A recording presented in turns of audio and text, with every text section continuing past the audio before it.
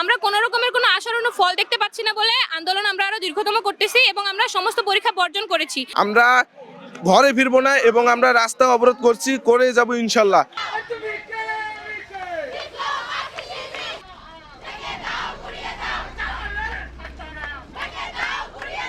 সারা দেশের 18টি কৃষি ডিপ্লোমা ইনস্টিটিউটের প্রায় 1.5 লক্ষ শিক্ষার্থী একযোগে ফাইনাল পরীক্ষা বর্জন করে অবস্থান কর্মসূচি পালন করেছে। স্বতন্ত্র বিশ্ববিদ্যালয় স্থাপন সহ মোট 8 দফা দাবিতে আন্দোলনরত শিক্ষার্থীরা এক সপ্তাহ ধরেই নানান কর্মসূচি ডাক দিয়েছে। দেশজুড়ে এটিআই এর আন্দোলনে একাত্মতা প্রকাশ করে রংপুর কৃষি ডিপ্লোমা ইনস্টিটিউটের শিক্ষার্থীরাও আজ অবস্থান কর্মসূচি পালন করেছে। এ সময় নগরীর তাজহাট মোড়ে আন্দোলনরত শিক্ষার্থীরা তাদের দাবিসমূহ তুলে ধরেন।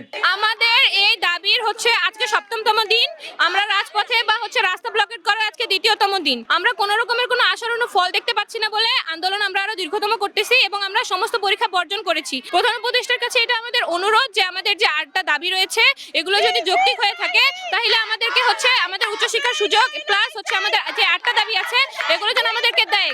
বিগতবারে আমাদেরকে লিখিত আশ্বাস দেওয়ার পর আমাদের সাথে বেইমানি করা হয়েছে।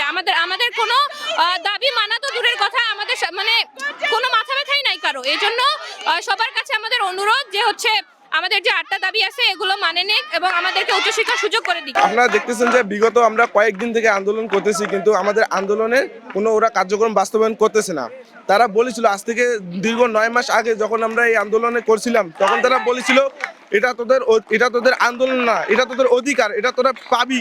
কিন্তু তারা আমাদেরকে আশ্বাস দিয়েছিল কিন্তু প্রজ্ঞাপন দেয় নাই।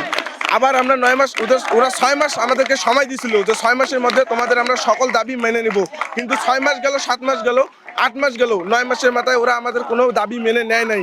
এই কারণে আমরা আবার আন্দোলন শুরু করলাম। আমরা ঘরে ফিরবো না এবং আমরা রাস্তা অবরোধ করছি, করে যাব ইনশাল্লাহ। কৃষি প্রধান দেশ, সেক্ষেত্রে তো বাংলাদেশের স্টুডেন্টদের দাবিগুলো যৌক্তিক করা উচিত। আমাদের সবগুলো দাবি যৌক্তিক। সেখানে তারা প্রধান উপদেষ্টার কাছে আমাদের একটাই প্রশ্ন, আমাদেরকে কেন তারা যৌক্তিক দাবিগুলো পূরণ করতে দিচ্ছে না। যৌক্তিক দাবিগুলোর মধ্যে প্রধান বিএসসি, স্বতন্ত্র বিএসসি আমরা চাচ্ছি। তো অন্যান্য শাখার স্টুডেন্টরা যদি বিএসসি করতে পারে তাহলে আমরা কেন পারতেছি না? শিক্ষার্থীদের এই আন্দোলনে শিক্ষকদের উপস্থিতি লক্ষ্য করা যায়নি। তবে শিক্ষার্থীরা বলছেন দাবি না মানা পর্যন্ত এই আন্দোলন চলমান থাকবে। সাদমান শৈশবের ক্যামেরায় মেহেদী হাসান, দেশ নিউজ বিডি 24।